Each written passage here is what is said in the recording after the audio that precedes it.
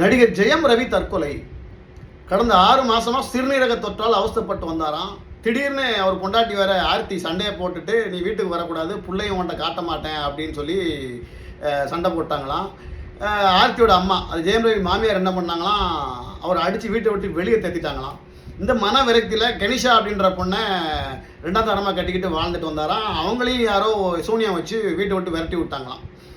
அதனால் மனசு நொந்து போய் கயிற்றுல தூக்கு போட்டு செத்துட்டாராம். இந்த மாதிரி சில பசங்க தொடர்ந்து சோசியல் மீடியாவில் பல பேர் இறந்துட்டாங்க அப்படின்னு சொல்லி வீடியோ போட்டு சம்பாதிச்சுட்டு இருக்காங்க. நீங்களாம் உண்மையில் ஒரு அப்பா ஆத்தாள் தான் பிறந்தீங்களா? நீங்களாம் சோறு தான் திங்கிறீங்களா, இல்லை வேற எதுவும் திங்கிறீங்களா? எவனாவது ஒருத்தன் குடும்பத்தை பிரச்சனைனா நீங்கள் ஏன்டா கும்மி அடிக்க உடனே வந்துடுறீங்க?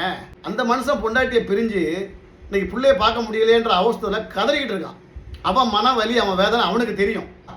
அவன் வீட்டு பிரச்சனையை நீங்கள் கையில் எடுத்துக்கிட்டு அவன் இறந்துட்டான்னு சொல்லி இன்னைக்கு சோசியல் மீடியாவில் வீடியோவில் பரப்பிக்கிட்டு இருக்கீங்களே.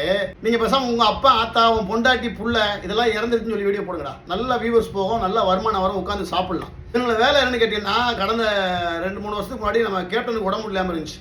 அவர் உயிரோடு இருக்கும்போதே இறந்துட்டாருன்னு ஒரு 1000 முறை சாவடிச்சிருப்பாங்க அந்த நம்ம கேப்டனை.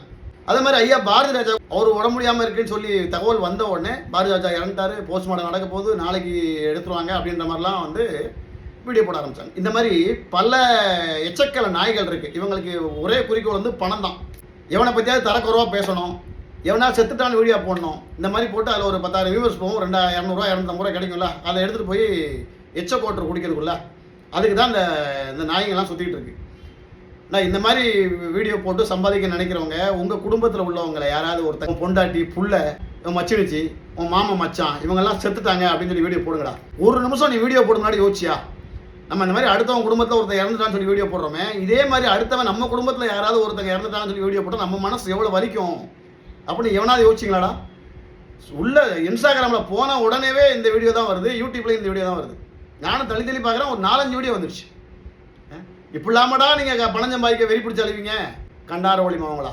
உங்கள் மேலே முதல்ல கேஸை போட்டு உள்ளே தள்ளணும். இந்த மாதிரி தவறான வீடியோக்கள் போடுறவங்கள கண்காணித்து இவங்களை ஐடியை பிளாக் பண்ணிவிட்டு இவங்களை பிடிச்சி உள்ளே போடுங்க. இந்த மாதிரி ஒரு 4-5 பேரை பிடிச்சி உள்ளே போட்டிங்கன்னா இந்த மாதிரி தப்பாக யாரும் வீடியோ போட மாட்டாங்க. நான் மனோபோலா வீடியோ பார்த்தேன், பல பேர் இறந்துட்டாருன்னு போட்டாங்க. அதே மாதிரி அண்ணன் ரோபோசங்க ஒரு உடம்பு முடியாமல் இருக்கும்போது அப்படி தான் இறந்துட்டாரு அப்படின்னு சொல்லி பல வீடியோக்கள் போட்டாங்க. இந்த மாதிரி எல்லாருமே உயிரோடு இருக்கும்போது மருத்துவமனை போயிருந்தாங்கன்னா இறந்துட்டாங்கன்னு சொல்லி வீடியோ போடுறது தான் இந்த எச்சக்கல நாய்களோட வேலை.